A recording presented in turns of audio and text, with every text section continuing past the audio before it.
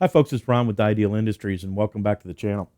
Hey, in this video, I want to talk to you about some safety ratings on test equipment you may or may not be real familiar with. And, earlier in the week, I fielded a call from a guy who's got a 25-year-old digital multimeter, and he says he's thinking about replacing it. And I told him if it's that old, you really ought to replace it. And, the way test equipment is made today has changed quite a bit over time.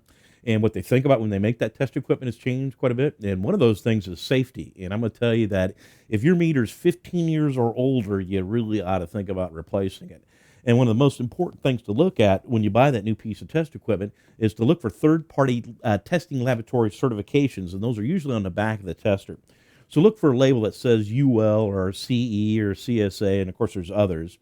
And these testing laboratories will also give the tester a category rating, which is usually on the front of the tester someplace nearby where normally the leads go into the tester.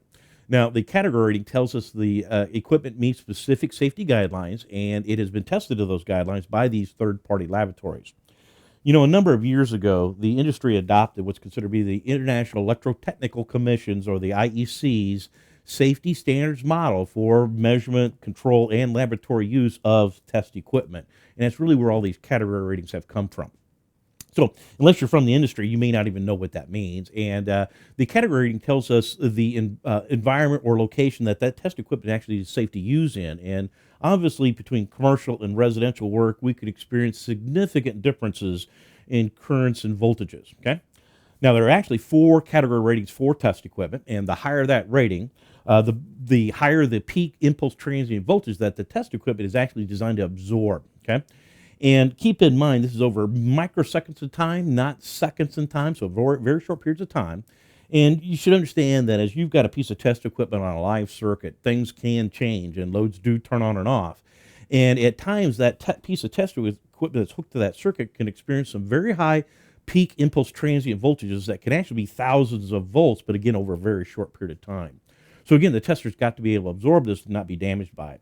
And obviously my table saw over here is not going to put quite the impulse on a line, single phase, that a 3-phase motor might in a commercial job. So knowing the environment that the tester is designed to be used in is kind of important.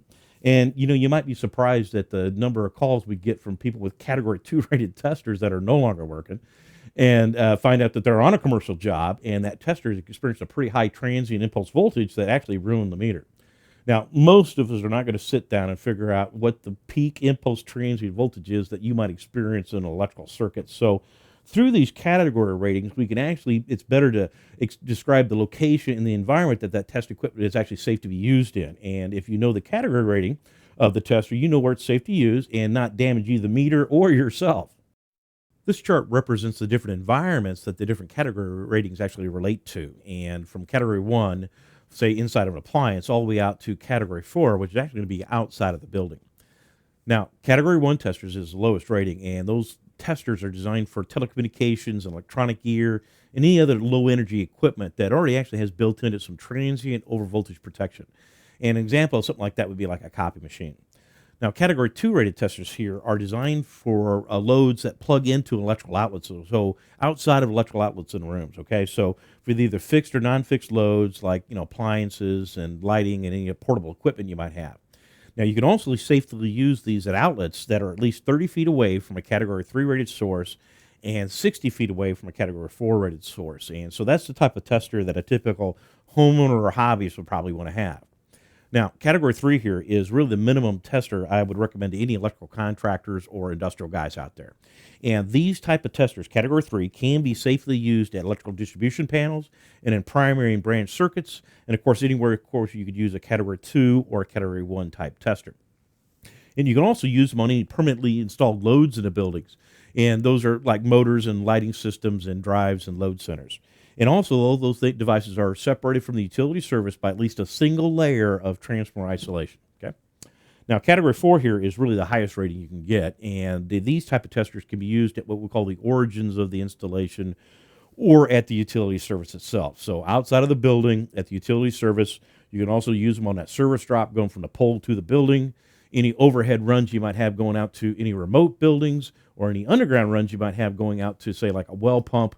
And you can also use them from the electrical meter to the distribution panel in the building as well.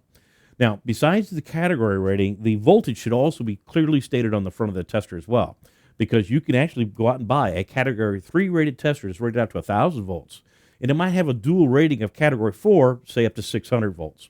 So knowing what that category rating is on that tester will keep both you and that test equipment safe when you're out there working with electrical equipment.